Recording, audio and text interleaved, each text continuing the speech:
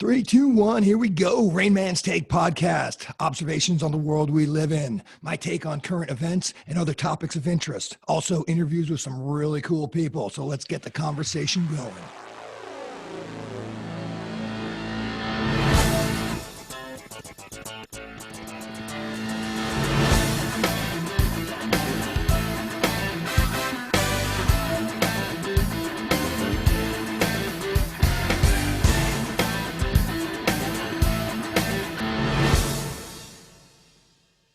Hey everybody, it's the Rain Man. Want to introduce my guest today, Dave Adams, Captain, United States Navy, retired. Dave, how are you today, sir? I'm doing great. How are you out there? I'm good. Dave's talking to me from the East Coast, and why I wanted to have Dave on today is he is kind of an expert in Far East Asia, the Pacific Rim, in terms of what China is doing and how the U.S. military is how they've been sort of reacting in that area over the last several decades. And by way of introduction, and this is I just picked a couple of highlights out of Dave's bio just to kind of give you a sense of the expertise behind what we're going to be talking about today. Like I mentioned, he's a retired Navy captain, was a submarine commander. He was at one point was special assistant to the Joint Chiefs of Staff, the commander of the Joint Provincial Reconstruction Team in Afghanistan, director of Commanders Initiative Group in the Pacific, and he's currently the director of all U.S. Navy museums. And we'll get into the experience that he's had as it relates to China here shortly. But Dave, thank you very much for joining me. And if you could, why don't you just add a little bit of meat onto that introduction, kind of tell us a little bit about your career and then what you're currently doing today. Hey, Brian, thanks a million. It's really an honor to be here with you today to talk about issues that are really near and dear to my heart and important for the nation and important for the Naval Service in particular, although important for all the services. I was an enlisted sailor that was fortunate enough to go through the Nuclear Enlisted Commissioning Program, graduated from the University of Texas with a degree in engineering, and went through 31 years of service operationally with the submarine force on several submarines, commanded 2 submarines, also commanded Provincial Reconstruction Team Coast, where I lived my life, even though submarine command was my dream job.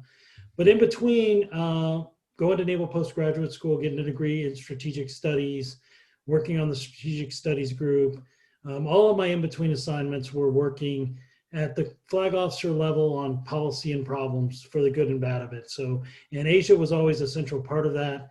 Most of my operational tours were in the Pacific, out, seeing what was going on in Asia up front. And I wrote several articles about it, about what's important there. And so when I left the Navy after 31 years, my last staff assignment was Director of Commanders Initiatives Group at 7th Fleet, where I was working to solve some of the most difficult national security problems and briefing those at the highest levels, including the National Security Council.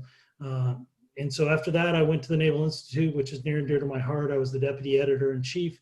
That came from a lot of the writing that I did over the years. Also the deputy editor of Naval History magazine. And that waylaid that into the opportunity to work with the Navy Museum program. And we have a very big program, 10 museums, the Constitution, maintenance, aircraft, but also we're building the new National Museum of the United States Navy campus here in Washington, D.C. The Marines have a museum, a national museum. The Army has one. Air Force has one. It's time for the Navy to give one so we can ensure we're getting those lessons from history, both to the public and to the fleet, and using those histories because I'm very passionate about that. And every answer I give will probably relate somewhat to history since, we can't say the future. And, our seminal work of strategy is not how navies won wars. It's the influence of history, the influence of sea power on history. So how does sea power influence history positively? How does national power influence history? So history comes into play. So I hope it'll be helpful as I talk to you guys today. Well, that's a great segue. Why don't we just dive right into it then? Let's talk recent history with China and their expansion plans, pretty much all over the Far East. Kind of talk to me a little bit about what you saw while you were on active duty and kind of what you're seeing as it plays out right now. And it's all over the news. It seems like there's some kind of I wouldn't say a run-in or even a conflict, but there's a lot of Navy ships in a small small area right now in the South China Sea, and it just seems like it's all over the news. So let's just kind of talk about China over the last 25 years. Yeah, so it's undeniable and undoubtable that the Chinese military, if we want to talk about the military, has been growing its capability in a very significant and sizable way, really ramping up from the mid 90s until today. So if you watch the Chinese operate in the late 90s, it was one level of operations, but that quickly ramped up in the next 10 years. And now is really where they're having fully functional naval capability, and really the only fleet that has the capacity, that has both capability and capacity to challenge the United States Navy. Having said that, sometimes I think we get a little off shift. We had this shift recently from the wars in the Middle East to great power competition, and great power I think really means Russia and China. And we could talk about Russia separately, but with China, yes, it's clear from an economic standpoint, from a global standpoint, from a military standpoint, there's a competition arising, which is important. But I think those who translate that into the surewire way to win this competition is to ensure we can win fleet engagements at the highest level, may be a little bit mistaken. So as we've looked at what happened to us in the land realm, in Afghanistan and Iraq and Vietnam, and we could go back. It's also happening us in the sea realm. We're losing the conflict or the competition at a level lower than great power war. South China Sea being the best example of that, in that they pretty much occupied the South China Sea without firing a shot. They're using old capabilities, new capabilities, all kinds of capabilities to bring international power to bear at a level higher than great power war, which is being very effective and being very influential and diminishing our influence in the Pacific. So I think it all starts there. And real quick, for people that may not necessarily be all that familiar with the part of the world that we're talking about, is that the Paracel Islands and the Spratly Islands? Is that part of the Straits of Mallorca? That is a main commercial shipping route, isn't it? Doesn't it go right through the South China Sea? Absolutely. The commerce goes through both from the coast of China, from the United States and so forth, typically travels through the South China Sea. That's that island chain, bordered by, if you looked at Indonesia and the Philippines, and then a little bit higher up, which is no longer the South China Sea, Japan. Major commerce route, Straits of Malacca, which is between Indonesia and Singapore initially. It's the major shipping route of the world right now. So it all goes through, and the Chinese, and you can read about it, have claimed the 9-dash lines, which essentially what they claim as territory borders all of those islands, Indonesia, the Philippines, goes up, kind of wraps itself into China and says, this is our maritime territory. And so the South China Sea is that region, includes the Spratlys, it includes a lot of atolls, a lot of reefs. It's not hard land like occupying Poland. So those analogies don't work, but they built up substantial capabilities, and we did not have an ability to counter what they did. And in my opinion, we still don't. And so if we went to a large scale fleet engagement, we know how to do that. But how do you counter when somebody is bullying the Philippines, to do something? How do you counter someone who's bullying the Vietnamese? How do you bring national power to bear to have influence in that region? And my concern is we haven't figured that out yet, and we're late to the game. Yeah. Well, and this is something that has fascinated me, and so I'm glad I got a chance to talk to you about it. But watching that happen, them building up the Spratly Islands from basically just uninhabited little points sticking out of the ocean to full-fledged airfields, and that wasn't like they did it in one night. It just happened. I mean, that was over a course of probably 10 or 15 years. So my impression was either we, like you said, either we couldn't figure out how to counter that, or we let it happen. But somehow there are now some pretty significant bases where there just used to be small little islands. I mean, that to me was an incredible amount of work that had to go into that. Yeah, and I was watching it up close as it happened, frustrated, like, because we still had rules like about territorial waters and all the types of things. So we couldn't, as a nation, come up with a response. So we pretty much watched it happen. And even though some people would be taken back by the capabilities they have, I mean, at the great power war level, I mean, we can argue about how effective that those places would be against U.S. long-range bombing, all those things. But in terms of influence in the region, below the level of high-level war, it has provided them tremendous influence and their ability to impact their shipping lines if they wanted to. And so it's that tremendous influence that they're garnering as a result of what's really a coordinated, I don't know if it's high-level coordinated, but from a distance, it's really a coordinated effort to have more influence in the United States up close and personal inside the first island chain out there, and then inside the second island chain. And then they have some global reach that they're attempting as well. So it's definitely something that naval officers in particular and military thinkers in general need to think about and figure out how, how do we hedge against that great power war, that big one? It's unlikely to happen, but if it happens, we want to be ready. I do believe it's unlikely to happen. B, how do we handle like real sharp threats to our security, like terrorism, weapons of mass destruction, all those things, which are also in the Pacific. But C, how do we use the national capability to fight and win below the level of great power war, which, you could argue that there's a couple of successes, but not really. I think we, as a nation, we're very bad at the middle fight. And as a military, as a nation, as a strategist, we really need to figure that out. And we've already lost our first battle at sea. It's never really come to sea in a hard way before, but the occupation of the South China Sea is a clear inability of us to impact that situation. Interesting. And obviously, as much as you can or can't answer this question, when you were in the Navy and that was actually going on, how close could we get? They claim that as their territory. So obviously there's some level or some distance around those islands where another opposing force wouldn't be allowed to go into. But were you down there just monitoring everything that was going on those islands, or how close were you to all that?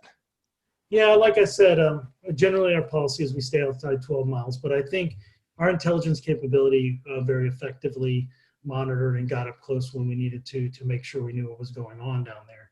It was our ability to convince the policymakers, which do have the decision here, that it was worth, risking anything with China to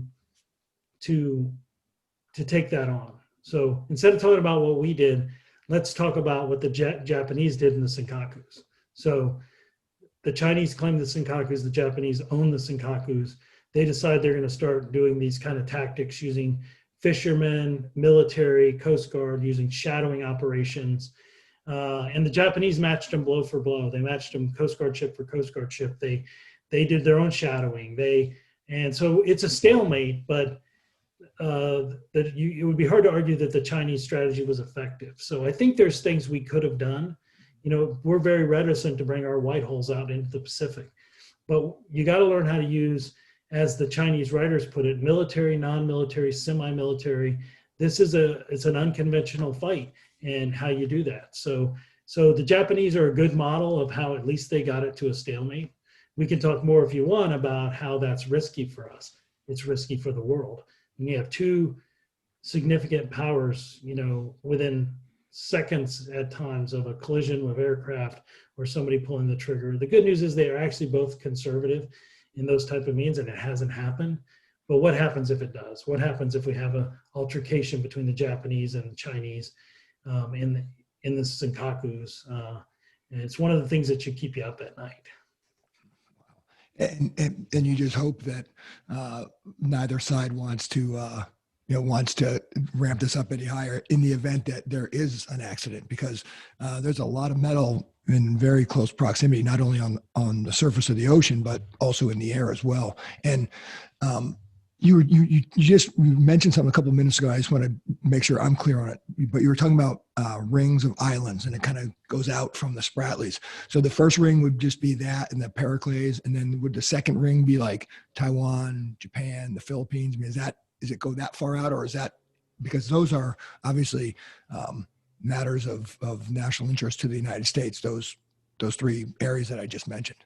Yeah, other than Taiwan, I think yes, it's the first island chain, and the second island chain is out there with Japan and the Philippines and so forth. Yeah. And what is exactly going on with Taiwan? Because that's also been in the news a couple of times where it seems like they're doing like practice invasions or practice attacks on the island of Taiwan. Is that still going on right now? A lot of that goes on, and the back and forth goes on.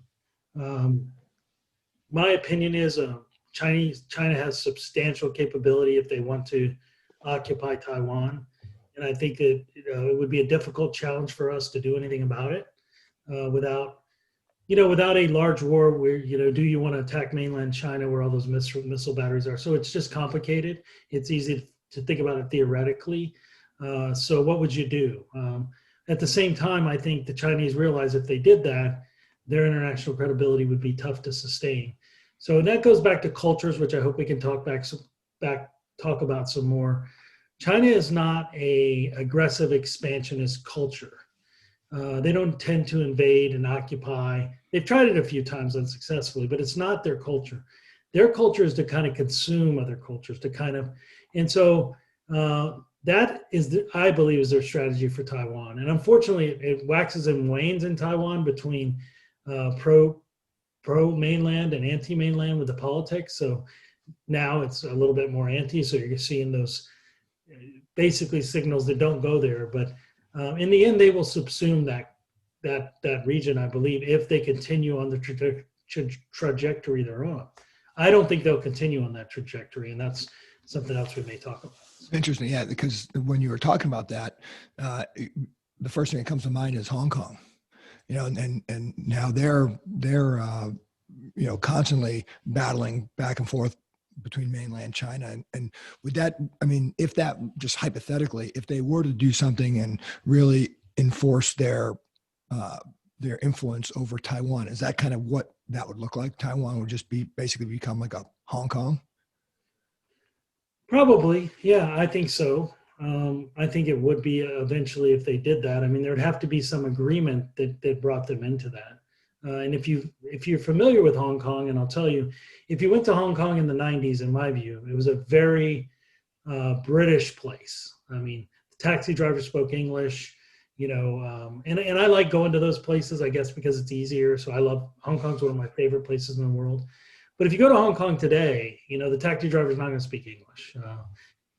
It is really a Chinese colony now, and they're having trouble, but they are consuming it. On the other hand, the capitalism that exists there is I believe poison to the Chinese Communist Party, and it's difficult for them to contain all these things. So that's why I was hinting that I think the long-term future of the Communist Party is difficult. Yeah, and the what's that saying? The light of the truth usually, then that's the reason why they are so closed, and that goes with all the communist and socialist countries, that they don't want to have that the opportunities and those things that a capitalist society sort of cherishes and brings forth.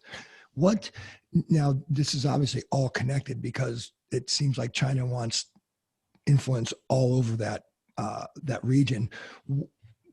Is the South China Sea part of that Belt and Road Initiative, or are those two different things? How does that kind of play into the whole relationship?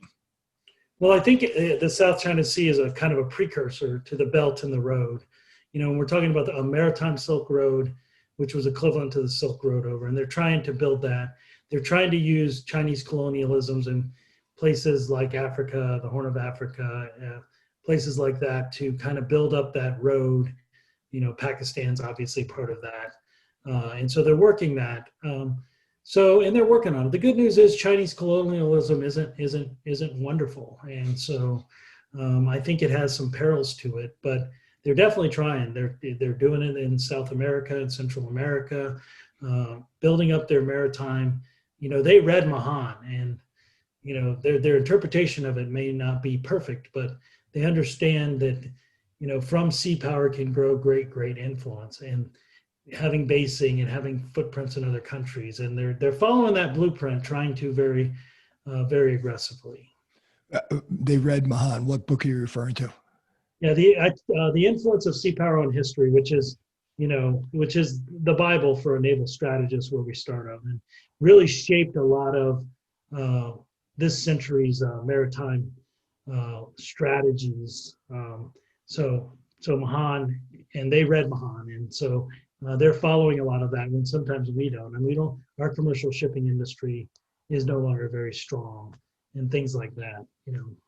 I would argue we are we have a great Navy, a very strong Navy, but I wouldn't argue we're a great maritime power anymore, with the exception of that Navy that we have, which is by far the best in the world. So I don't want to make anything, but our commercial industry, the things that underpin a maritime nation, the United States no longer really has. And what are those?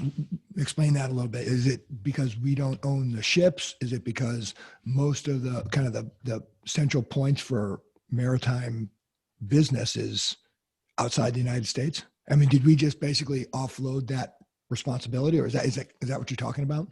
Yeah, we basically, in some of our laws, didn't help the Jones Act, which, if you ever read it, only allows certain things to happen internally to the country. But yeah, we've offloaded the shipping part of it, both building the ships and the industry. So if you were going to say who is the greatest aerospace power in the world, I would say it's the United States, because we have the greatest maritime companies. We have the greatest infrastructure. We have the greatest use of that. And then, although the United States has the greatest use of the sea because we're the greatest economic power, we no longer own the infrastructure to do that. And so when you build ships and you build a great Navy, it makes it more challenging when you don't own the thing. And without getting too deep, culturally, we're not a maritime nation. Culturally, if you ask a guy in Nebraska who the greatest military leaders of America all time is, I hate to tell the Navy this, most people aren't going to say Nimitz, or Decatur or John Paul Jones. They're going to say Patton. They're going to say, Grant. They're going to say Washington. They're going to say, so culturally, we're not either. We are an aerospace power for sure, in that Americans love airplanes, and it shapes our culture. It shapes the way we think about fighting, the sort of decisive bombing, and whereas sea power has influenced slowly. America's like things that happen fast, decisively, and we have to learn to live within that. It's not. I used to think we needed to change it. Now it's a matter of having a strategy that takes advantage of our cultural strengths to do these sort of things, but also acknowledges some of all of that. Interesting. And I mean, it makes sense. Was 2/3 of the Earth is water? You would think that would be the main focus, but 100% of the Earth is surrounded by air. So the fact that we're a aerospace superpower is helpful. But Captain Jerry Hendricks, he likes to say Dr. Jerry Hendricks, retired, recently wrote a book about this, and I would invite you to invite him on the blog, because on the part you just said about why the ocean's important, he's very good on that. He lays out why the underwater cable infrastructure is very important. He lays out, why the sea is very important. I'm not all the way through the book, but I was just reading it, and he's a good friend of mine too, so I'll say it up. But he does a really nice job of that. I'm hoping he gets to the influence piece, because I think it's really, really important. I haven't finished the book, so you should invite him on. Well, and Nikki said the same thing, so I'll definitely take you up on that. And then one other thing I wanted to add about that the U.S. no longer is sort of leading in the maritime commercial space. I mean, you just read a couple of articles over the last couple of weeks of ships like either snapping in half or losing all sorts of cargo on the way over because of high seas. I mean, it doesn't seem like the ships are being built very well. Yeah, I think those are outlying cases, and Okay. um, if you look at the sea routes, into the Yellow Sea, and into the Gulf, and look at the size and the capacity of the ships, and the capacity of maritime trade.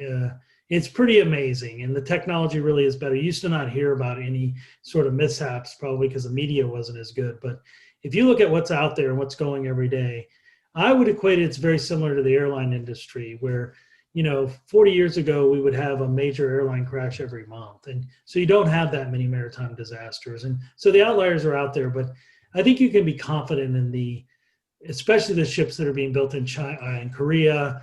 If you go to Hyundai Shipping, and you'll be very impressed. In Japan, very impressed. I'm pretty impressed by China, but you don't ever get to see everything. So I'm not sure about Chinese built ships. Yeah. Again, comment on that. But Korean built ships, Japanese built ships, yeah, they're really good. They're really good. So They're huge. I mean, that's what blows my mind. This one particular article I was reading, they lost like 1,800 cargo containers or something crazy like that, which means that there was more than that on that ship, which is mind blowing. And then actually, I wanted to ask you this: how much influence did the Chinese have on the expansion of the Panama Canal that has been going on? Are they heavily influencing that whole? I think they are, and I think their strategy is to have great influence over all the sea passages and the key ones in the world. And I think the Panama Canal is one of those. There's some technology people will tell you that it's irrelevant because of the size of those ships. They'll never be able to expand it to that level. But they're definitely heavily involved in all the major straits around the world, and making sure they have some influence there. If you look at that, And that actually a nice segue into what I want to talk about next, and that is my wife and I last year, 2019, did a Vietnam, Laos, and Cambodia vacation. It was amazing, and we were on the Mekong River in Laos, and there was a big, beautiful, brand new concrete bridge going over the river, and the skipper of the boat we were on, he's like, yeah, that's part of their high-speed rail system that the Chinese are building. I mean, it was incredible. And that's probably happening all over that part of the world, right? they have very big infrastructure projects in China itself, which are pretty amazing. And then going out and helping other people build that infrastructure is clearly it's part of the Belt and the Road Initiative, and they're out there building, what they've done with the ports in Pakistan, and just amazing infrastructure projects out there. So absolutely. Interesting. And especially, and you mentioned it at the very beginning, talking about Vietnam and how they're trying to exert their influence in Vietnam. Vietnam's got a very, even though they're communists, it's a very pro-business environment there, and there's a lot of U.S. businesses there. How's that going to happen? Do the Chinese have enough ability to counteract that sort of capitalistic outlook that Vietnam seems to have? No, and I think, to tell you the truth, I think China has a very pro-business outlook, and it's just the model that they're trying to get themselves to is that, and that gets to the culture. So, I would say the opportunity for China to have this great relationship with Vietnam is not very good, just because of the history. And you can remember that China actually invaded Vietnam after our conflict there. So I would tell you that you have to look at the cultures, and that kind of gets into it.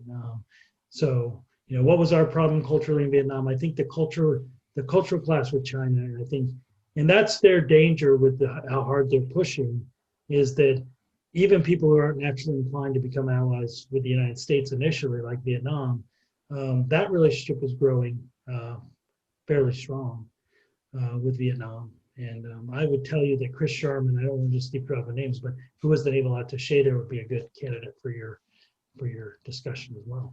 Interesting. Yeah, one of my previous interviews was with my wife's aunt, who is Vietnamese, and we had a great conversation. She grew up in under French control in South Vietnam, and just when she was when she got to America, she did a lot with the Amerasian orphans and trying to get them back to the United States. So it was a fascinating discussion talking about kind of just what you said.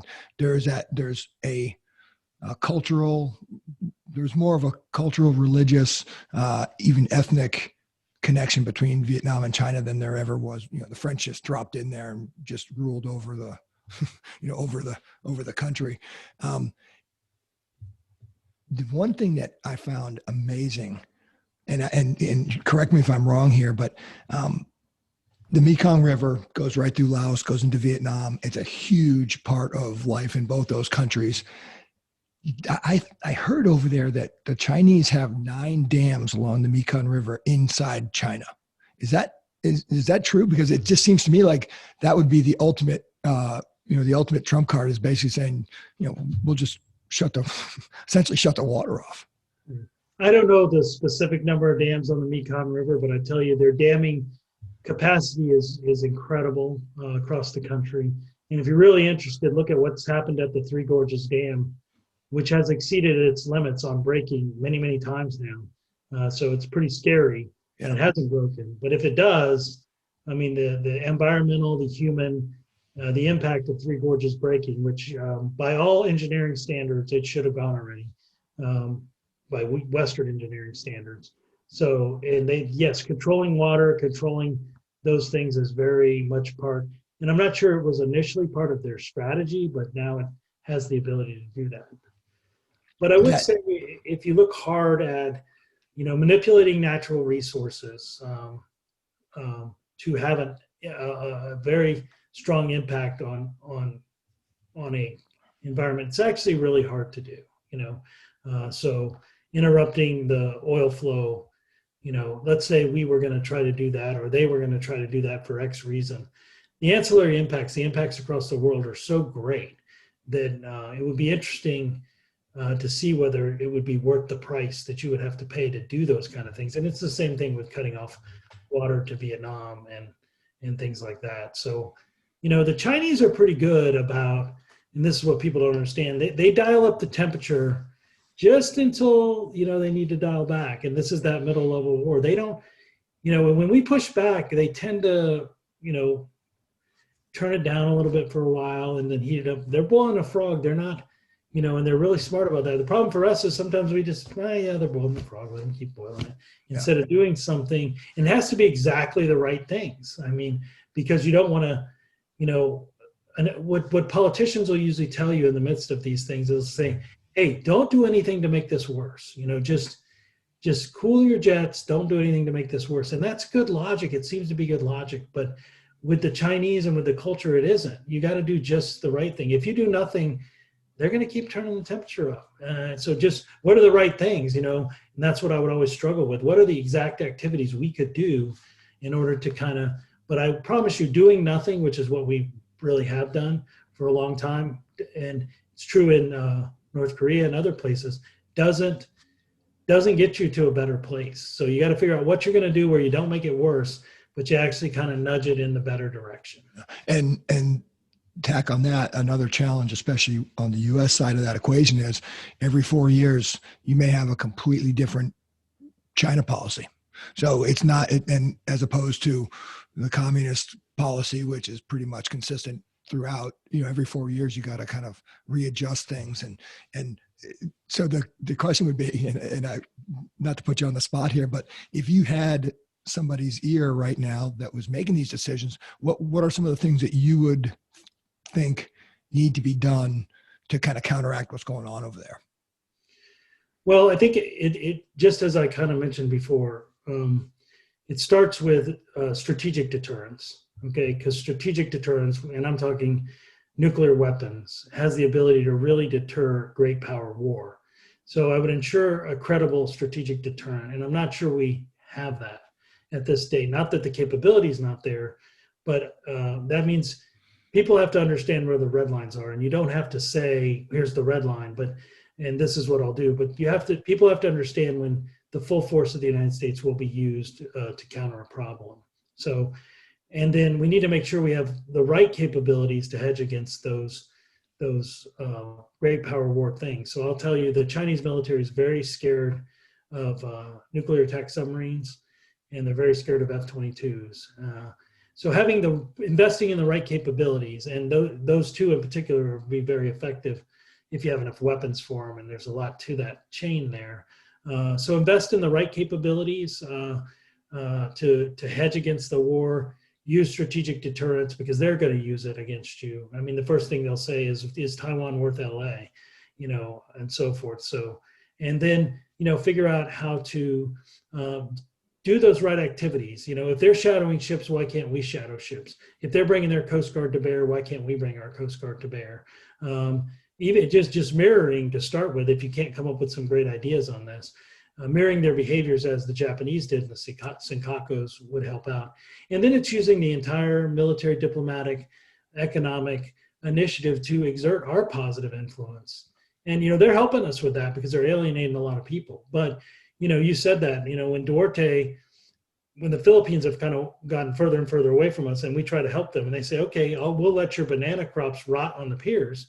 That's tremendous influence. So if I had an ear, that would say, but and I'm going to do a little bit of soapbox here, but the first thing to do is kind of really understand the cultural dynamics of what's going on. That doesn't mean that'll change your policy, but at least you could see it through the lens of the other people. And I tell people there are three problems in Asia. And the first problem is Japan. And people say, what is Japan? Well, the animosity towards Japan today in that region is just extraordinarily high. Despite whether you argue whether they've apologized or for the war or not apologized, if you travel to all the countries around the region, the Japanese are uniformly hated. Wow. So it starts with Japan. And since we are so closely allied with Japan and Japan's security, and there are other reasons why we did that in order to, people could argue it was to counter the Russian threat or the Chinese threat, or possibly just to keep the Japanese regime down or the German regime down. It doesn't matter. Our 7th Fleet headquarters, and we started about this, is in Japan. I mean, so Japan is a problem, and it's a problem because every interaction you look at, Japan comes into play, and it's how it plays out because of that animosity that's there from the war. Okay, and I could go more into that if you want. I would also tell you, and this will be a controversial statement, Japan also has the 2nd strongest Navy in the world, in Dave Adams' opinion. And people would never acknowledge that, but they have a very strong Navy. You could argue that, some nuclear strategic weapons capabilities in France or in Russia or in, the only real competition I would say would be China, but I would just say that they have better capability. So start with that culture. The Japanese are very resilient, they're very strong, and I would never underestimate them in a fight. So it starts there. The second problem is China. China has what I would call iridescent claims about all of the things going on. They feel like history has dealt them a bad hand, that they've been treated bad by the West, and that needs to be rectified. And they've definitely been treated bad by the Japanese. And that needs to be rectified. The Japanese should have never been able to rebuild into, in my view, they're also the 2nd leading economy. They may not be by the numbers, but if you've been around the world. So there's that dynamic going on. And it also centers around Japan. And then there's the United States. We're in the middle of all of it. We want to have great influence over the region. And that creates an internal conflict because other powers there may not want us to have that influence. And maybe we want that influence at the expense of ensuring that it's influence for the right reasons, which what we want is free markets and free people. So that gets to the cultural piece. So just how does that play out?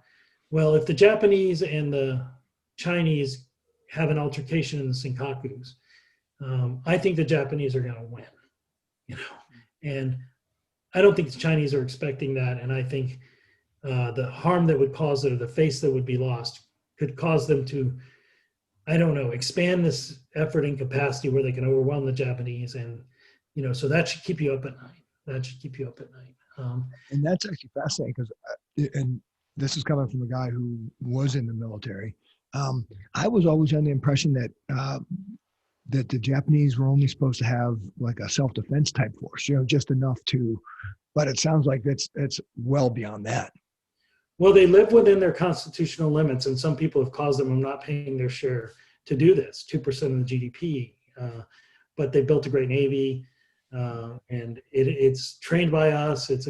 I've sat at the table with the East Sea Fleet, Chinese fleet, and I've sat at the table with Sing Fleet in Japan. And I'm just going to tell you that the Japanese are far ahead of the Chinese in terms of, when you sit at that table. Now, maybe I'm not seeing everything, but and the Chinese have some great capabilities, but it's like the Japanese have been in the ring. When has the Chinese really been in the ring? It's like getting in the ring and you've never. So I think though, if they do well in a fight, it's going to be a lot uglier than they think, even if the capacity works, and that's a dangerous dynamic.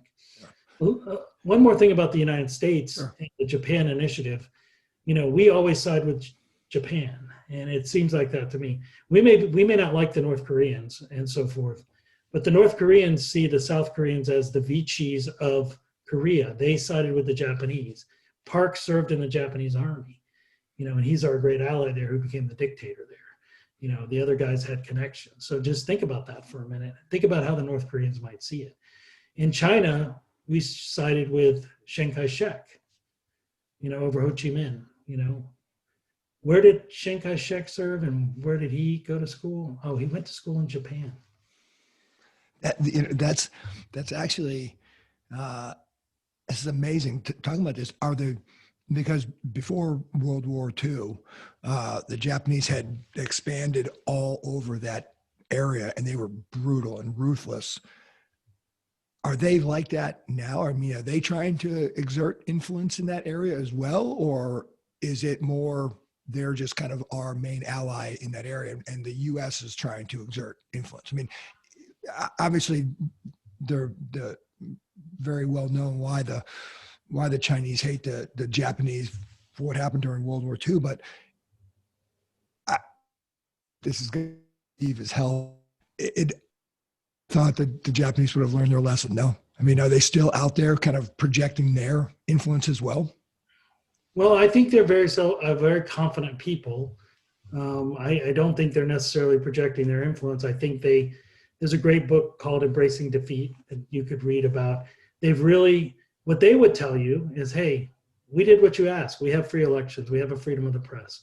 We have a great economy. We try to emulate America. We're just more unified about it. And the United States is more popular in Japan. I don't know about right now, but 5 years ago, than the United States was popular in the United States. And I would ask people, why, and they love the United States. So they would say that. I just think people still believe that they haven't been punished for what they did, and that's part of it. And they are very influential because of the economics. And then they're holding us tight, to make sure if something happens that we'll be on their side. So I wouldn't just blame them, but I would say that. And then one more thing about the Japanese, because you're so interested in Vietnam, you should research the history of Diem, who was our guy in Vietnam. I think he was in the Japanese provisional government, but you can go look at that. Yeah. So everywhere we went, we were and that's one of the central problems that ties this whole thing together. And I don't have a solution for you, but you should be aware of it. Right. Instead of, well, yeah, our guy's right. Well, okay, maybe not. How do we navigate that cultural divide that we have continued to propagate? And the region's got to figure it out. But most people I talk to don't realize what I just told you. Yeah, no, and me being one of them, that's actually fascinating because one of the things that I've kind of learned personally since my days serving, I got out in 2006, and talking to my wife's aunt Dow about growing up in Vietnam is you definitely are much better served if you can put yourself in the shoes of the opponent. And it's that idea that one man's terrorist is the other man's freedom fighter. And so, those backstories and that all of that you never hear about. And the fact that we're not really doing anything to try to help, it seems like that's definitely one area where we should be, I guess, changing our stripes, but who knows? let's talk, because before we got on, we were kind of talking about the show today. You're big into history, and so I guess my take on China, go back to 1496 when they sent the fleet around the world, and then the next emperor basically stopped and shut the door on China. And then you get into like the 20th century and the 21st century, as China's trying to reestablish itself as a world superpower, and all the things, the one child policy, and all those things that, in terms of human rights and all of that. How has it been since, what was it, 70, when Nixon kind of re-engaged with the Chinese, or was it happening before then, their desire to kind of get back into the spotlight on the world stage? No, I think it was relatively new, in the post-Mao era, and it all comes from economics. So when you start to build a market economy, somewhat command-driven, but a market economy, you just realize that, you have to have this. And they've always desired, from an Asian model, when you study it, and it's very simplistic, but, it's not a model like a Western model. There are hegemons, and then there are, tributaries. Tributary states, and they want to be the hegemon, and they don't necessarily want to conquer everybody, but the other places are like tributary states. And I'm making this very cliche, but I do believe that's true. So they want to ensure they are the hegemon, and we were the hegemon, really. So that's where the natural conflict, I think, comes in. But I also think that they've done a lot of things to those who think it's just, poor human rights and these, I think they've moved a long way. And I think Xi has wanted to move further, but I also think he's made some critical mistakes, which in the end are going to be very, very difficult to overcome. So. Name a couple of those if you could. So if you look at different dynamics of countries, and I have my view on this, I'm going to start with Russia first, just real quick. The Communist Party was kind of done when Stalin died. The elites got together. You remember there was all these purges of different elites and their families, and they said, we're not going to do this anymore. No matter what happens, purges are over. We're not going to kill each other. We're going to kill Beria, who was the guy leading the purges, as head of the secret police, and then it's over. So if you study the history, when they wanted Khrushchev out, they just sort of sidelined him, and then when Gorbachev, it was a coup, they didn't kill him, Stalin or Lenin or the other people. So when you get to the point where you're not willing to use that kind of force and things like that to maintain power, you're already in trouble. And then when Yeltsin broke from the Communist Party and nothing happened, it was really over at that point. So I'm following that model. In China, it was really over at Tiananmen.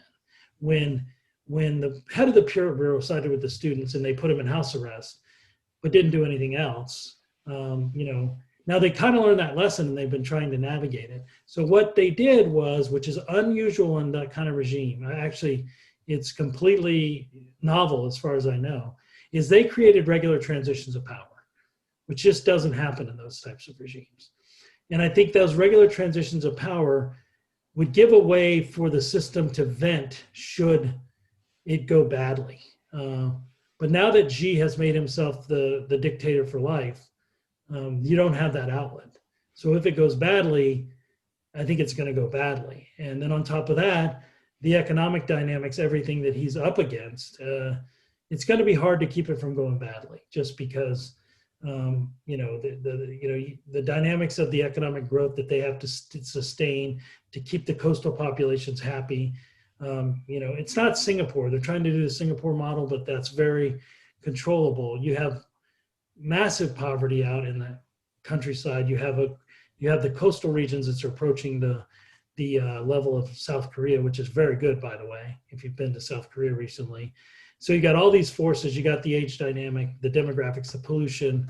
So by not giving a regular transition of power, which was novel, I think he puts the whole party at greater risk than it was. And I thought it was at great risk of coming apart or transitioning to something else, because they're no longer willing to kill each other to maintain power, in my opinion. And I just haven't seen that. And then people who say North Korea is going to fall apart because he's oppressing his people, they're starving, all these things. I'll tell you, he will kill you to maintain power. And so he'll probably be around longer than the Chinese Communist Party. That regime will probably be around longer. You know, and look at Stalin, how many people he purged and maintained power. So these are cultural dynamic things to look at. So I think for the United States, you asked me what I would do, have a good strategy to push back against China, but not too hard. And the word, people don't like the word contain, but at least be patient enough to influence the world and wait until it comes apart. And hopefully it'll come apart in a way that isn't too detrimental for the world, because it is going to come apart, guys. And what's it going to take for that to happen? Is it just kind of a gradual thing that eventually it just falls apart, or is it going to require more than that? Well, I don't know for sure. I hope it's a gradual thing. I fear that it's going to be, you know, the Communist Party themselves will say they need 6% growth to retain power, because they no longer retain it on the ideology. They retain it on, the ideology is money. And so when that goes badly for the common people, and people look at polls in China and they say, well, this Communist Party has 90% support, you know, so it's not going to come apart. But again, if you understand the culture, the leaders, the emperors, they either had manna for heaven or they didn't. So if you really study the history, that support drops from 90 to 5 really quick. So it's all in or all out generally. It's not like the United States understanding the culture. People generally stick with it until they don't. So I think a massive economic turndown, which is bound to happen. I mean, if you go back and look at Japan, in the late 80s, you know, Johnson wrote a book called The Rise and Fall of Great Powers, and it showed, that book suggested that Japan was going to overtake us. You know, they've been growing at 10% for 10 years, you know, all these things. And well, that's what people are saying about China. But the constraints that were on Japan because of their their government-driven economy and some things like that were really, really high. So it didn't work out that way. They slowed down and they never usurped the United States.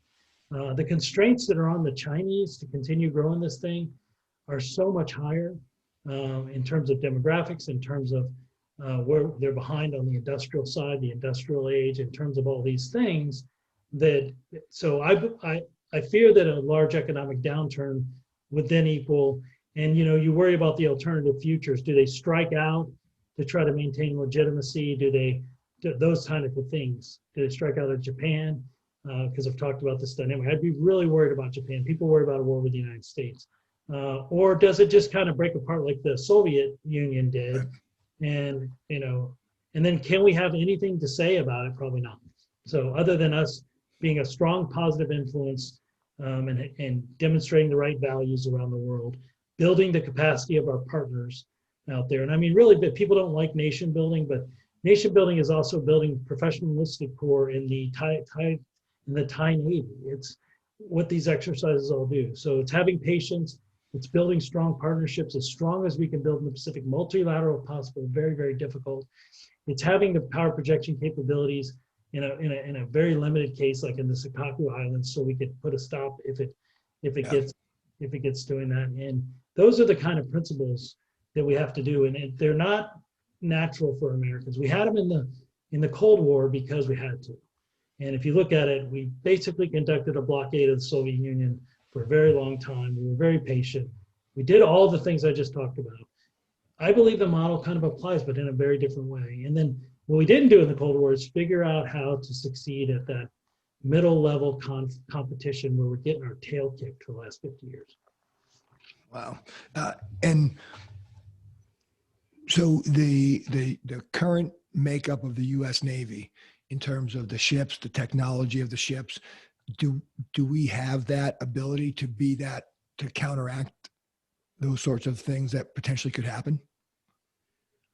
Well, I think we possibly do. I think we need some different capabilities. I talked about a partnership with the Coast Guard, but we need a Whitehall law enforcement type force in the Pacific to help us out. I think that's the United States Coast Guard. So looking at these gray zone strategies, I think we do a good job of talking about the gray zone, but not like, what are we actually going to do? So hey, real quick, Dave, when you're referring to the gray zone, what are you talking about there? Yeah, there's a series of articles out there. The best one is, I believe, Admiral Stavridis' in Proceedings. But it's exactly what I'm talking about. It's that zone below high-level war. Gotcha. And it has law enforcement elements to it. It has, so So yeah, we'll need some different capabilities, but what we really need as a nation is to develop a strategy for the Navy that starts with, it does start with that great power competition at a high level. How do you hedge against, so what capabilities do you need to hedge against a war with China or Russia at sea? Okay, so you start there. And I'm very parochial. You can see my submarine dolphins here. But I believe a big part of that is submarines. I think we're so far ahead that in an actual war at sea, I think submarines are going to be the major difference makers in that. But there's some other capabilities, surface capabilities. So, but figure out what that mix is in order to, and I think you need to look at the risk level of the war. So you have a risk level versus capability to ensure you get the right numbers. And I think we could take some risk there because it's unlikely to happen, especially if you establish clear strategic deterrence and deterrence with nuclear war and then deterrence in general. So then after you have that Navy, then you build on the Navy. What additional capabilities do I need to do the hard edge stuff in the middle zone? And I mean, if we have to take out a nuclear facility somewhere, if we have to find a terrorist cell in Indonesia, if we have to do, what capabilities do I need? And, my friend Jeremy, that is where carrier-based aviation is really important in all those middle fights where you can bring a carrier in and do those things. So what is that capability? What does that look like? And then how does that capability morph a little bit, with some gray zone capabilities that help you out? Then once you do that, you say, okay, now I have my, and key to this is also a force determination. Do you want to have that force out on station and be able to handle something in a day? Or do you want to have to wait a month or 2 months? Do you want a garrison force? And I think you're going to hear some of this coming up with this administration. It goes out for the fight, or do you want presence all over the world? Which I want presence. I'm a Navy influence guy. It has influence. Presence on land is good. It's unlikely that North Korea is going to attack South Korea if we have troops there. But presence at sea where you can't have it on land, but it's very flexible. Yeah. But you have to take the capabilities I say, and how do you maintain a global force for that? And you tell Congress, hey, do you want to hit them in a month or a week or a day? Here's the force structure we need to maintain that presence. And we don't do that. And let them decide. I bet you they'll decide in our favor. They don't want to take on all this risk of not having a forward deployed force. So then you have your Navy, and then you make the argument, I have this Navy, and here's all the other great things I can do for the country. Build capacity over partners, all those things. I don't think the guy in Omaha is going to buy a Navy to build partnerships. But once you've said, hey, here's this Navy, it'll protect you from a great power war. It's going to help us in the lower zone. And now we can do all these other great things while these other things aren't going on. Now you have a great argument for a Navy, and it's an argument the nation needs, and it's something that we need to do. But we're not good at articulating. I'm not sure I've been good at it. We have to be able to articulate the case. Yeah. So that's how you build your capabilities, not just, we need 455 ships or 350 ships or 292 ships. What's the mix at the high level? What's the mix at the mid-level? And what do we need to add in? And then how do we use that Navy for the benefit of the nation in peace and war across the spectrum of conflict? Wow, that's crazy, and it seems like a daunting task. And I know, at least in the Marine Corps, I've heard that they're in the process of kind of taking full reevaluation of the marine aviation. Is that same thing kind of happening with the Navy right now? Are they actually having those conversations? I would assume they are, but is that going on right now, or do you think it's something that is lacking and we need to kind of catch up pretty quick?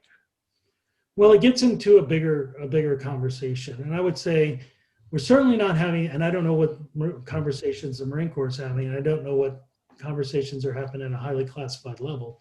But I would tell you, we're not having the most important conversations, at least not in the open at all. I mean, it's on the surface, but I mean, the United States Navy does not have an operational unmanned system, that's gone through IOC at sea today, in 2021. There are some systems out there that work at sea, and we've worked on those systems, but we don't have an IOC system. In 1998, Russ Bartlett, who later became the CEO of the Blue Angels, briefed how we should have a totally unmanned air wing. And I believe it was totally possible that we have it, but we don't have it. We don't have any unmanned vehicles that are system capabilities. We're working on the BAMs, which is now going to be a refueling aircraft. But so the unmanned piece, and as a submariner, you don't need necessarily a Virginia class submarine to do some of the intelligence missions we're doing. Can we do more in the unmanned world? And there's a lot of talk about it, and there's capability development, but reality is we haven't fielded any systems. So that's one thing. And then as far as the Marine Corps, as far as the whole nation, if you look at what we did in Desert Storm, and you look at the capabilities of the United States military, the hard capabilities the United States military had in Desert Storm, and the capabilities we have today, almost 30 years later, they're really not that different. Yes, we have better communications, we have better computers, we have better, more smart bombs, but an M1 tank's an M1 tank, an F-18's an F-18, a JDAM's a JDAM. We have some new ships now, but it's been late in the coming. We didn't get any new ships until the mid-2000s. And how much more capable is a Virginia class than a Los Angeles class? It is more capable, but is it revolutionary more capable? And so U.S. military is very difficult, and it's another conversation of actually having those conversations about what capabilities do we need, and how do we stay the number one highly technical force in the world, which we became, when Reagan finished, we were undoubtedly the most capable. And I still think we're the most capable in the world. But the gap is closing, especially in our inability to field revolutionary technologies, whether it's be electromagnetic railgun, which is a part of my history, or an unmanned combat air vehicle, or certain unmanned undersea vehicles, or AI, or you just name it. And a lot of things, the industry is ahead of us, communications and all that. We use commercial technology to put more bandwidth on the LCS Freedom than the entire US Navy, and we classified it and everything. Yet we still don't have that capability because there's vulnerabilities and people will fight it, but we have that capability, but sailors don't have it, and it's also hurting us because sailors are at sea saying, hey, this is not the most highly technical force in the world. So yeah, I'm on another soapbox, but you asked the question about, do we have the right capability? Yeah. And China specifically, is it just, they're just buying Russian made equipment, or are they actually developing highly technological weapon systems? Yeah, absolutely. Now they're stealing a lot of it, the technology, but the missile systems that they have are really incredible, whether it's the DF-21, which people call the carrier killer, long range, anti-ship ballistic missile, or it be their anti-aircraft missiles, so in missiles, they're at the forefront. We could argue about sensors and we could argue about strategy, whether that's right, but they're at the forefront of missiles. They're trying to copy us in aircraft, and I think we're still ahead. Submarines, they're way behind, but they're trying. They have very highly capable diesel submarines, and they have capacity to do that. That's just really a hard business to become the best of the best at, and then actually get out and operate and see what another submarine looks like. It's just very difficult. So we maintain an edge there. But they're working really hard on railgun. I'll use railgun as an example. We haven't taken a railgun to sea yet. We worked on it for years, but we funded at a very low level, kind of like UAVs. We've never funded a program enough to actually field a great capability. Now, explain the railgun, because I'm actually not familiar with it either. Railgun is the electromagnetic gun, so it uses electricity to launch a projectile. So, the limits of a railgun are sort of 18 kilometers per second, as opposed to a conventional gun, which is 2 kilometers per second. So, a practical conventional gun. Now, usable is probably close to 3 to 5 in the first round, or 2.5 to 3 to 5. So it's just an electric gun, which can give you a much higher muzzle velocity, a much longer range. We recommended that to the Navy back in the late 90s. We finally got it funded and did an experiment in 2003, led to a bigger experiment in 2005, went through a whole technology development program, decided to test it at sea. We've gone back and forth. So that's a whole nother podcast, but here's what I'll tell you. 2009, the Navy announced they were going to take it to sea. We started seeing the Chinese show up in droves to electromagnetic conferences, and so Really? forth. And so they took it to sea already. They have a ground-based capability. They fired one at sea already. It's an experimental one. And so I could, give a presentation to your group on that. But my point is very important in that we are no longer the leader in the world at fielding anything other than telecommunications and computers. Wow. And is that just because it takes so long in the U.S. and from there you can assume that the sort of waste, fraud, and abuse of the whole system? I mean, is that the problem right now, that our system is so bogged down with all this stuff, and they're able to streamline that? I mean, is that the reason? Absolutely. The bureaucratic forces against doing original things have just grown to their height. And you could argue about that. It took 10 years to convince anybody that the railgun wasn't a fantasy, Wow. but Yeah. we took a forced over, we loaded it, we shot it. And so they're just bureaucratic forces against it. You're an aviator, you can argue about. I can tell you at a meeting with the head of naval aviation, when I was in the SSG in 98, the person briefing it, at the end of the meeting, he goes, "Hey, good job. You'll be the first UCAT." So there's bureaucratic resistance that has to be overcome in anything. And it's just become to a level.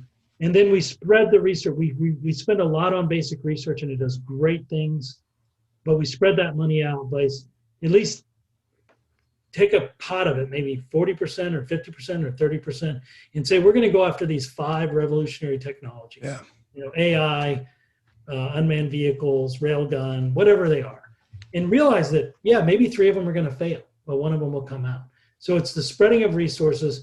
And then you have to put somebody in charge like Hyman Rickover, who brought to life or Wayne Meyer, who brought to life Aegis, or Graves, who brought to life, who has the authority and the resources to bring these things to life. And that's what the Chinese do.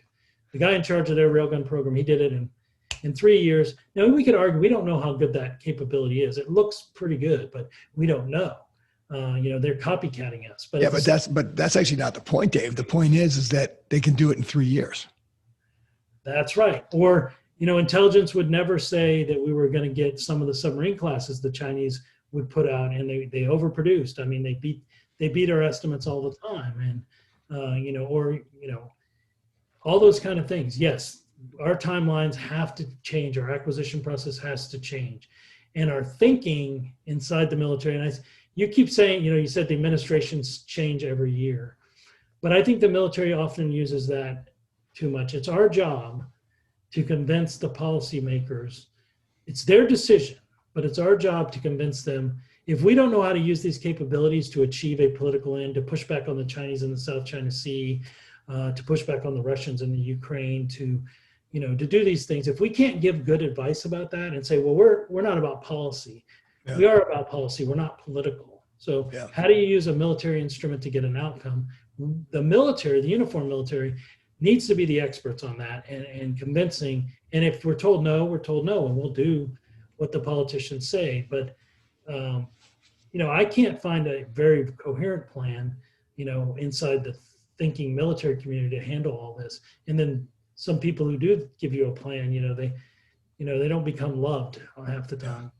General Petraeus was not loved until he kind of got thrown into the fire because he wrote the counterinsurgency strategy, and they said, okay, let's see if you can execute this, because they didn't believe him. Well, he did it. He was a hero for that in Iraq. So, how do you get the innovative blood? And usually it takes the good news is we haven't had a war or something that forces us to innovate like World War II. The submarine force in World War II didn't have torpedoes that worked. It didn't have skippers who were aggressive, and all that had to be overhauled. We don't want to learn it in war if we can avoid it. Well, and I mean, I'm just going to throw my take on all this, and as I don't know if you have got this or not, but I don't hold most of our politicians in very high regard, and so that is what that to me seems the major problem. But we on the ground level, you drive down the street and you see potholes in the street, and you're like, and we can't even get those fixed. How are we gonna make that jump to that modernization level that everybody else is doing? when, we've got people in DC that are still sitting around thinking we're the best thing since sliced bread. We're resting on our laurels essentially. Yeah, and I think you're right. I'm not going to comment on the politicians piece of it. We should change what we can change, but I think, and this will be controversial, but the argument in Vietnam was the politicians lost the war before it was ever fought. Our good friend H.R. McMaster wrote that, but reality is tactically we lost on the ground in Vietnam as well. We lost the political fight in America, and you can blame that on politicians. No one could argue that the military wasn't given the resources it needed in Iraq for Afghanistan to win. And we didn't figure those fights out very well. We did almost get a victory in Iraq. We'll have to watch Afghanistan, where a lot of my heart is, to do that. So saying the military is not about policy, I would just argue we need to figure out how to use these capabilities to achieve political ends. Yeah. And Clausewitz on war said, war is politics by other means. I would argue it's one of the purely profound things he said politically about war. Because he was an observer of Napoleon who never achieved his political objectives. He won a lot of wars, but he ended up on an island a couple of times. So, whereas if you observe the British, they influenced history. You can argue some of it was negative. I argue the vast majority was positive. And that took military thinking that understood how to use their limited forces of a fleet that could not invade a country to do that. And that's what we need. We really need that. And I believe it's key to strategic success. And then taking that out to talk to different policymakers and get the policymakers on board. Maybe we won't, but as a nation, we will be well served. And I'm number one about being apolitical in uniform, but policy and political is different. You can give policy opinions. You can't give political opinions if you're in uniform, or even out of uniform sometimes, because it shadows, what is the right answer. And it's a fine line because some policy is political, but how do you use a military capability to stop China from taking the South China Sea? I was beating my head against the wall on that. And even when we came up with some things, we couldn't get the policymakers to approve it.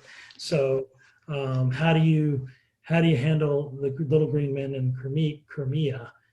How do we do these things? I don't know. And we need to think about that. And, it also starts with, how could we have won Vietnam? How could we have won Iraq? How could we have won Afghanistan? How could we have sealed our tactical victories in Desert Storm better? Because in the end, it only matters, how it shapes policy. And that's, and most important, how do we do all that without fighting if we can, using deterrence? And, Sun Tzu said, win without fighting. People, it's a cliche quote, but, the last thing we want to do is fight. Yeah.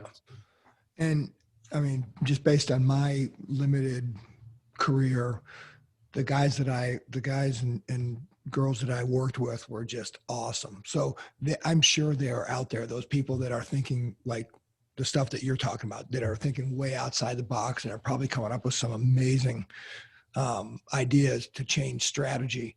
Is it that they're just not being listened to, or is that where the disconnect is right now? Is that what they're saying may be so far off the reservation that people are like, no, we're not going to go along with this? I mean, it seems to me that there's probably people out there, and I'm sure that several of them, who are thinking like this. Yeah, I agree with you. We have the greatest sailors and the greatest soldiers in the world, and they perform great. And so I agree with you. There are things like that. I would also agree, you don't need a ton. You don't need, 50% of the military to be, innovative thinkers who are coming up with these kind of ideas. You need a few of those, or maybe a few dozen, but it's just, how do you cultivate those young people who have those ideas? If you crush them when they write a proceedings article that you don't agree with, and things like that. And so I wrote a little piece for Admiral Swift back when I was at 7th Fleet, because he's like, well, we need more innovators. We need more people. And I kind of walked him through, if you're an innovator who's an operator, which I think in order to have influence in the Navy, you have to be, first tour, you have to do well at sea, and most people do, so that's okay. Then you write a couple articles and so forth and so on. You go back to be a department head. If you have a glitch, if you're not the greatest and you need some help, but you're the guy who was writing 15 proceedings articles. It doesn't usually go well for you unless you have a very enlightened commanding officer. So that person goes off track. And you can go up at each level, and the baseball bat hits for trying to fight for some of these issues get harder. And then finally, as a senior officer, you've become very conservative, and you're only going to step outside the loop to, there's only do I really want this baseball bat? And then the guys who are really innovative and they make admiral, and that's not a lot of them, then all the 06s block what they're trying to do, and they don't. Yeah. I'm being too open, but so how do you build a Hyman Rickover? How do you build a Wayne Meyer? How do you build a, and there's some thoughts on that in some of the books, but the bottom line is we have to be open from the very young ranks to outspokenness that you don't agree with. And I can just tell you I came out of it okay. I wrote a lot of articles over my time, but the horror stories I could tell you of people I've edited and people I've helped who wrote something that someone didn't agree with, are pretty epic. Yeah. And one young author I know, literally got investigated over it. And then, I was really surprised. And because normally the Navy would just hit you slantwise, you get a mediocre or a neutral fit rep. And, but they actually went after him pretty hard. And it was a pretty bitter experience because he had argued against something that the previous head of that service had been about. Yeah. And I don't think it wasn't inflammatory. It was blue suited. It was, in my view. And so how do you cultivate people who are willing to step outside of the lines, and how do you say yes, but yes, we're interested, but here's some things I'd like you to think about, and how do you do those things and cultivate that, and then even if you have those people, how do you build a system where they're open to? I mean, do you not think it's incredible that we don't have an unmanned combat system that can go off a ship right now? I mean, to me, it's outrageous. I mean, we know we can do it, but we'll get wrapped around control, or even if it's not even an unmanned system, it's piloted. The CIA can do it from coastal United States, but we don't have a ship. Yeah. Railgun could be a different story. There's a lot of negative arguments to say it'll never really work, but we haven't really tried to prove that or not. I did, put a GPS and I did a lot of things. How do you cultivate that? How do you, I think the Army and Marine Corps are better at it. Because is that just because they're smaller? Well, not the Army, but yeah. Yeah, because they've been at war, and they've had to innovate. If you talk to those young guys, whereas the Navy, we haven't been that much. So the Special Forces have, some other people have, EOD has, but not the Navy. So I do think they're a little better at it. I wouldn't say great at it. Yeah. One more thing, and I definitely I appreciate your time, but this it seems like we've got when Trump started the Space Force, that seems like it's a brand new branch. Maybe there's where you can start to get that thinking outside the box type of, but I have no idea. I mean, yeah, it could be. I mean, I don't know enough about it, but I know Admiral Stavridis, who, was a big fan of it. And so I think it could definitely maybe put some new energy into that. But again, it gets back to understanding more broadly as a nation, where should the space capabilities be resident? Now we're staying the Space Force now. What should the Air Force's capabilities do? What should the Navy's? We don't really want to have a discussion about naval aviation and Air Force. We don't want to have those discussions about who's the rapid reaction force. Is it the Marine Corps? Is it the brigade combat team? So I think that leads into the Space Force leads into a bigger discussion about, was it created again with a strategic intent, or is it? And I hope it does great. I hope it's the best, but maybe it'll allow some innovative thinking. But I do think. I don't think we have I have lots of discussions with young officers who are publishing about, should I really do this because it's going to affect my career? I tell them it's a double-edged sword. I tell them, it may, but you're being true to yourself. And generally, as your career goes on, or as mine did, people start to think, well, he's not just doing this, to put his name in it. Some will still believe that. And then more senior people want people who can write, want people who have these innovative ideas. So I was fortunate to do that. And that's why I worked for Admiral Konechny and Admiral Thomas and Admiral Swift and Admiral Mullen and Admiral Hogg. And so, it can bring about good things. And for me, and I'm on this podcast with you talking very openly, be true to yourself, make the arguments, be willing to listen to the counter arguments. I love it when somebody says, no, that's not right. Yeah. So be open to that. But we need to have, Jefferson said the best test of truth is the marketplace of free ideas. And so RAINMAN, what you're doing is you're expanding the marketplace a little bit. Where can we have that marketplace of free ideas? Because we won't get the right answers in the military without that marketplace. And the marketplace has to be a safe place. Whereas, once we're told, hey, we're going to Afghanistan, we're going. I published an article, We Don't Need More Troops in Afghanistan, about 3 weeks before the decision. Once the decision's made, it's our job to follow it, but we have to influence it with a free marketplace. And that's what you're doing. So thank you for doing that. Well, no, and I appreciate it. And this is a good place to stop, but I would love to have you back on, talk about some of this stuff in more detail. And I'll definitely reach out to Hendricks as well. I really appreciate your time, Dave. Thank you very much. This was highly educational for me.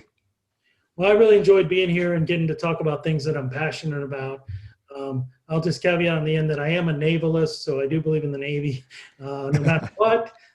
So I did that, and I appreciate you letting me talking about. And I hit on a lot of issues that are near and dear to my heart. Hopefully, it wasn't all over the field, but thank you very much for letting me have a chance to talk with you. Absolutely. Dave Adams, thank you very much. I'm going to finish off like I always do. If you're in the military, the police department, fire department, or first responders, if that's you out there, thank you very much for your service. Stay safe. We really appreciate everything you do. Captain Dave Adams, thank you, sir. Thank you. All right. Have a good weekend. All right. Fair winds. All right, guys. It's the Rain Man. Thanks for watching.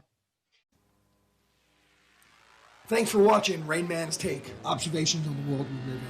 If you like the content, don't forget to hit the subscribe button below. You can also follow Rain Man's Take on Instagram at Rain Man's Take. Also, check out our website at www.rainmanstakepodcast.com and send your comments to rainmanstake@gmail.com. Keep an eye out for future podcasts, which will be coming out every Thursday at 5 p.m. West Coast time.